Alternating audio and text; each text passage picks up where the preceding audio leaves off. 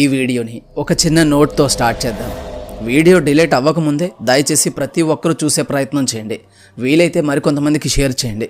ఎందుకు ఇలా చెప్తున్నాను అంటే ఈ టాపిక్ పైన చేసిన 2200 మంది వీడియోస్ని డిలీట్ చేసి పడేశారు. అందుకే వీలైనంత త్వరగా చూసే ప్రయత్నం చేయండి. ఇక టాపిక్లోనికి వెళ్తే ధర్మస్థలి. ఇక్కడ 189 మంది అమ్మాయిలు చిన్నపిల్లల బాడీస్ని పాతి పెట్టేశారు. ఇలా పాతి పెట్టింది ఒకే ఒక వ్యక్తి. కానీ దీని వెనక ఉండి నడిపించేది ఒక రాష్ట్రం యొక్క అధిష్టానం. అందరూ కలిసి దైవ దర్శనం కోసం వస్తున్న అమ్మాయిల్ని మాయం చేసి ధర్మస్థలాన్ని అధర్మస్థలంగా మార్చేశారు. అసలు ఏం జరిగింది? 20 సంవత్సరాల నుంచి ఇంత దారుణం జరుగుతున్నా బయటపడింది ఇప్పుడే ఎందుకు బయటపడింది? అసలు ఎందుకు ఎవరూ దీని గురించి పట్టించుకోలేదు? అంతమంది అమ్మాయిలు మిస్ అయ్యారని కంప్లైంట్లు వచ్చినా సరే ఎందుకు లెక్క చేయకుండా వదిలేశారు? అన్నీ ఈ వీడియోలో మనం పూర్తిగా తెలుసుకుందాం. ఈ టాపిక్ పైన చాలా మంది క్రియేటర్స్ వీడియోస్ చేశారు. బట్ వాళ్ళ వీడియోలో అసలైన నేరస్తుల యొక్క పేర్లను బయటికి అనౌన్స్ చేయలేకపోయారు. బట్ మన ఛానల్లో ధైర్యం చేసి వారి పేర్లను కూడా మనం అనౌన్స్ చేస్తున్నాము. దయచేసి మీరందరూ కూడా వీడియోని చివరి వరకు చూసి లైక్ చేసి మన ఛానల్ని సపోర్ట్ చేస్తారని భావిస్తున్నాను. ఇక ఆలస్యం చేయకుండా టాపిక్లోనికి వెళ్ళిపోదాం. ధర్మస్థల బరియల్ కాంట్రవర్సీ అనేది చాలా పెద్ద చిక్కుముడి లేదా పద్మవ్యూహం. ఈ చిక్కుముడిలో లేదా ఈ పద్మవ్యూహంలోనికి వెళ్ళాలి అంటే మనం ఇద్దరు అమ్మాయిల గురించి తెలుసుకోవాలి. అప్పుడే మనం ఈ పద్మవ్యూహంలోనికి వెళ్ళగలం. అందులో మొదటి అమ్మాయి పేరు అనన్య భట్. ఈ అమ్మాయి మణిపాల్ యూనివర్సిటీలో మెడిసిన్ చదువుతూ 2003లో పిక్నిక్ కోసం ధర్మస్థలానికి వచ్చింది.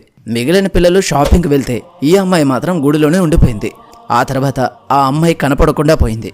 ఆమె తల్లి సుజాత ఎప్పుడూ కలకత్తాలో పనిచేస్తూ ఉండేది. రావడానికి 2 రోజుల సమయం పట్టింది. 2 రోజుల తర్వాత వస్తే అమ్మాయి బాడీ కూడా ఎక్కడా కనిపించలేదు. పోలీసుల దగ్గరికి వెళ్ళి మిస్సింగ్ కేసు పెట్టడానికి వెళ్తే ఆమెను వాళ్ళు బెదిరించి పంపించేశారు. ఆమె ధర్మస్థలలో ఉన్న పెద్దల దగ్గరికి వెళ్తే వాళ్ళు కూడా బూతులు తిట్టి పంపించేశారు. ఆమె అనేక ప్రయత్నాలు చేసి వెనక్కి వెళ్ళిపోయింది. ఇప్పుడు ఆమె మళ్ళీ ధర్మస్థలానికి వచ్చింది. రెండో అమ్మాయి, ఈ అమ్మాయి పేరు సౌజన్య. ఈ అమ్మాయి కూడా 2012లో బస్సు దిగి ధర్మస్థలి దగ్గర నుంచి ఇంటికి నడుచుకుని వెళ్తున్న సమయంలో మిస్ అయిపోయింది. 2 రోజుల తర్వాత ఆ అమ్మాయి బాడీ దొరికింది. ఫోరెన్సిక్ రిపోర్ట్లో ఆ అమ్మాయి మీద అత్యాచారం జరిగిందని, ఫిజికల్ జరిగిందని తెలిసింది. అప్పట్లో అది చాలా పెద్ద సంచలనమైన వార్త.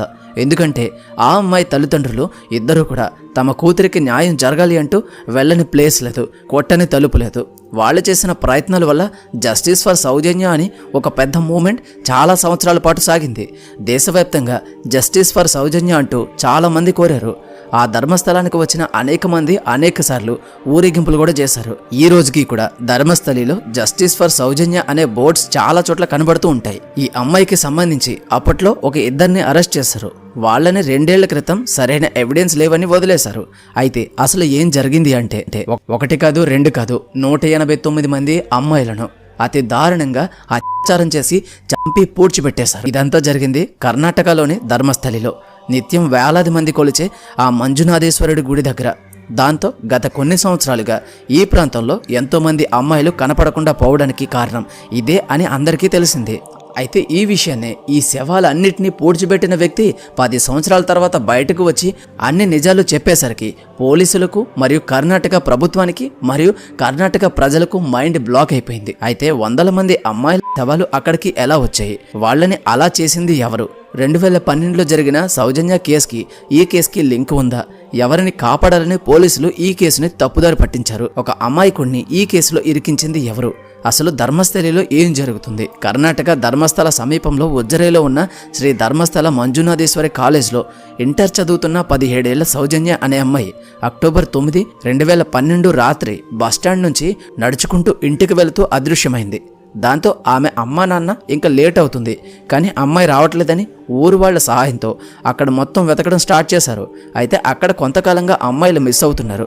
దాంతో ఆ రాత్రి సుమారు 2000 మంది సౌజన్య కోసం వెతికారు. కానీ ఆమె ఆచూకీ వాళ్ళకి ఎక్కడా దొరకలేదు. అలాగే ఆ రాత్రి అక్కడ బాగా వర్షం కురవడంతో వాళ్ళంతా రేపు వెతుకుదామని వెళ్ళిపోయారు.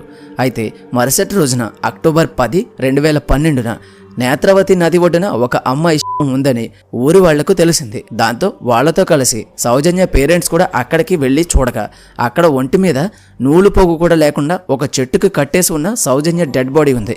ఆమెను ఎంత దారుణంగా చంపారంటే సౌజన్యని ఇష్టం వచ్చినట్టు కొట్టి ఆమె బాడీ మీద ఎన్నో చోట్ల దారుణంగా గీరి గొంతు నిలిమి తన ప్రైవేట్ పార్ట్స్లో మట్టి పోసి చంపారు.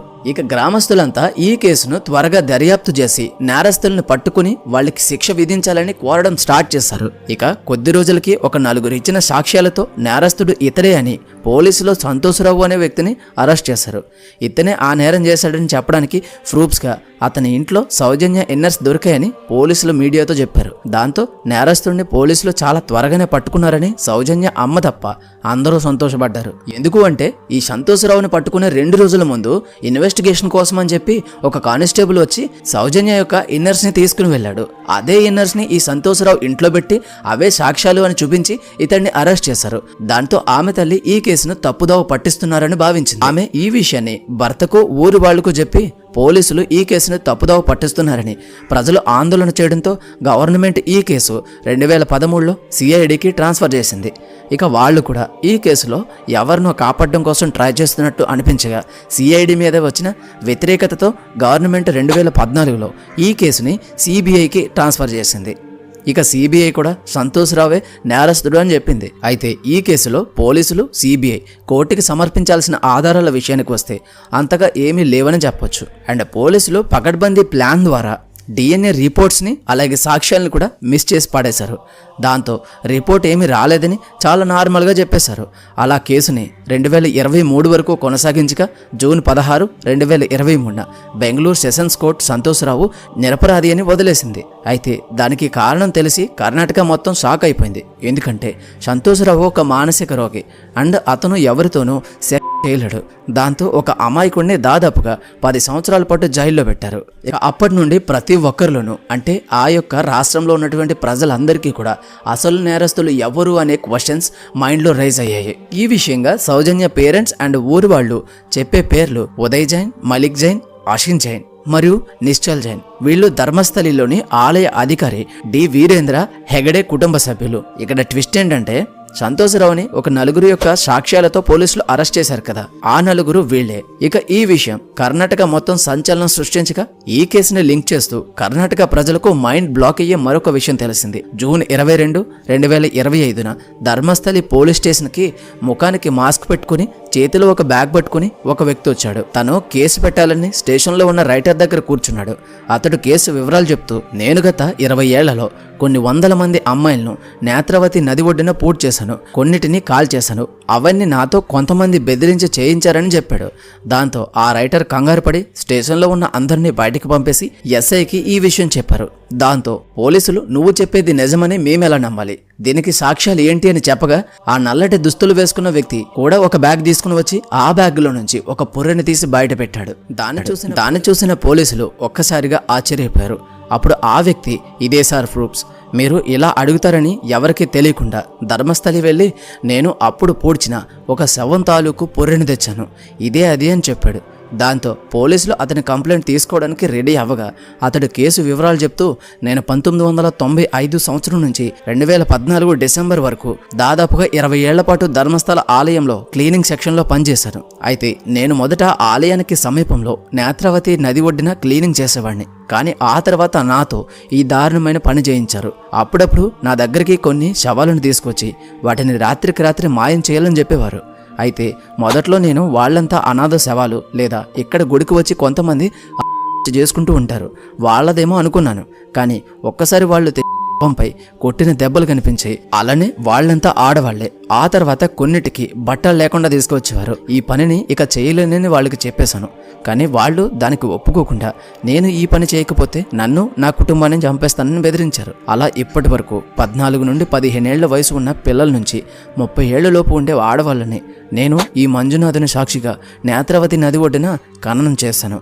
ఇక ఈ సంఘటన జరిగిన తర్వాత 2014లో నాకు తెలిసిన ఒక అమ్మాయి తను నాతో ఈ నీచపు పని చేయించే వ్యక్తి చెప్పింది. దాంతో నేను ఆ అమ్మాయిని వెంటనే ఈ ఊరు వదిలి వెళ్ళిపో అని చెప్పి మరునాడే నేను కూడా నా కుటుంబంతో సహా ఎవరికీ తెలియకుండా అక్కడి నుండి పారిపోయాను. అలా ఇప్పటి వరకు వాళ్లకు భయపడి ఎన్నో ఊర్లు మారుతూ వచ్చాను. కానీ ఎక్కడికి వెళ్ళినా నేను చేసిన పాపం నన్ను వెంటాడుతూ నాకు ప్రశాంతత లేకుండా చేసింది. అందుకే ఇంతకాలం తర్వాత నేను ధైర్యం తెచ్చుకొని ఈ విషయం ప్రపంచానికి తెలియచేయాలని మీకు కంప్లైంట్ ఇస్తున్నానని తన రిపోర్ట్లో రాశాడు. దాంతో ఈ కేసు విషయం కర్ణాటక ప్రభుత్వాన్ని కుదిపేసింది. అయితే కొంతమంది ఇతను చెప్పేది అబద్ధమని అంటుంటే మరికొంతమంది మాత్రం ఇతను చెప్పేది నిజమని నమ్ముతున్నారు. ఇక ఈ విషయంగా కోర్టులో ఇప్పుడు కేసు నడుస్తుండగా ఆ అజ్ఞాత వ్యక్తిని అక్కడ లాయర్స్ ప్రొటెక్షన్ చేస్తున్నారు. ఇక ఈ కేసు విషయంగా ప్రభుత్వం మీద కూడా తీవ్ర ఒత్తిడి రావడంతో ధర్మస్థలిలో జరిగిన ఈ మాస్ బరియల్స్ కి సంబంధించిన ఒక స్పెషల్ కమిటీ ఏర్పాటు చేయబోతున్నట్టుగా కర్ణాటక ప్రభుత్వం తెలియజేసింది. మరి ఆ కమిటీ ఏం నివేదిక ఇస్తుందో, కోర్టు ఏమని తీర్పిస్తుందో చూడాలి. అయితే ఇక్కడ పోలీసుల నుండి ప్రతి ఒక్కరూ ఎవరో కొంతమందిని కాపాడేందుకు విశ్వ ప్రయత్నాలు చేస్తున్నారు. గత కొంతకాలంగా వస్తున్న కంప్లైంట్స్ లైట్ తీసుకుంటూ అంతమంది మిస్ అయినా సరే గాలికి వదిలేస్తారు. కానీ ఈ శానిటరీ వర్కర్ ధైర్యం చేసి చెబుతున్నా సరే వీళ్ళు కేసు ముందుకు తీసుకువెళ్లడానికి వెనకాడుతున్నారు. ఇదే విషయం మరెక్కడా జరిగినా ఈ పాటికి ఆ ప్రదేశాన్ని తవ్వేసి అన్ని తెలుసుకునేవారు. కానీ ఇక్కడ అతను చెప్పే ప్రదేశాన్ని తవ్వడానికి కూడా చాలా వెనకాడుతున్నారు. గేమ్ స్టార్ట్ చేయడానికే వణికిపోతున్నారు. నా అభిప్రాయం ప్రకారం ఈ ఆలయ అధిష్టానం వాళ్లే ఈ పనులు చేస్తున్నారు. దేనికి అంటే వీళ్ళు గత 21 దశాబ్దాలుగా ఈ ఆలయాన్ని వంశపారపర్యంగా నడుపుతున్నారు. ఈ ప్రదేశం మొత్తం వీళ్ళంటే భయం, గౌరవం, వీటన్నిటి కారణంగా ఎన్ని జరిగినా వీరి మాటే చెల్లుతుంది. దాని కారణంగానే ఈ ఆలయంలో మిస్ అయిన ఒక అమ్మాయి ఆచూకీ ఇప్పటికీ బయటకు రాలేదు. ఆమె తల్లి ఇప్పటికీ 20 సంవత్సరాల నుండి ఆమెకి న్యాయం చెయ్యాలి అని తిరగని ప్రదేశం లేదు, కానీ న్యాయం జరగలేదు. మరి ఈ ఇష్యూ మీద మీ అభిప్రాయం ఏంటో తప్పకుండా కామెంట్ చేయండి. మరి ఈ కేసు విషయంగా ఇక్కడ చనిపోయిన వారికి న్యాయం జరగాలని మనమందరం దేవుణ్ణి ప్రార్థిద్దాం. ఈ వీడియోకి ఇంతే. ఈ వీడియో కనుక మీకు నచ్చినట్లయితే తప్పకుండా లైక్ చేయండి. అలాగే మరిన్ని మంచి వీడియోస్ కోసం ఛానల్ని సబ్స్క్రైబ్ చేసుకుని పక్కనే ఉన్న బెల్ ఐకాన్ ఆన్లో పెట్టుకోండి.